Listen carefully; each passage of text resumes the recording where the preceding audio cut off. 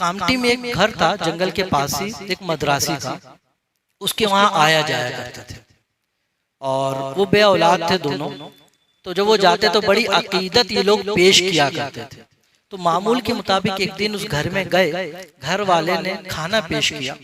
आप खाना तनावुल कर रहे थे, अचानक तनावुल करते करते आपने कहा, तू गिरता है तो गिर, ताजुद्दीन तो है। तू गिरता है तो गिर, ताजुद्दीन तो है। अब साहिब खाने ने ये जुमला सुना लेकिन समझ नहीं पाए कि मामला क्या है, कि तू गिरता है तो गिर, ताजुद्दीन तो है। ये कहने के बाद सरकार ताजुल औलिया घर से निकले और घर से निकलने के बाद थोड़ी देर के बाद क्या हुआ कि उसकी अहलिया जिस कमरे में थी उसी घर का छत गिर गया और अहलिया महफूज रह गई।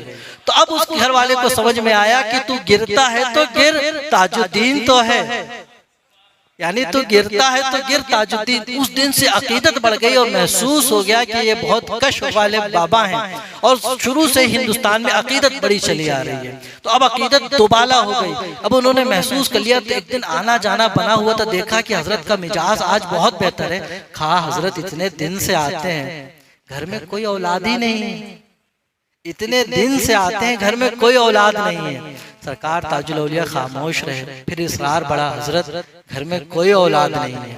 सरकार ताजुल औलिया खामोश रहे। जब मियाँ बीवी दोनों ने इसरार किया कि हजरत घर में कोई औलाद नहीं है, सरकार ताजुल औलिया ने कहा, अल्लाह के करम से 3 बेटे तुम्हें दिए हैं। और वक्त ने देखा कि उसके घर में यके बाद दिगरे 3 औलादें हुई हैं।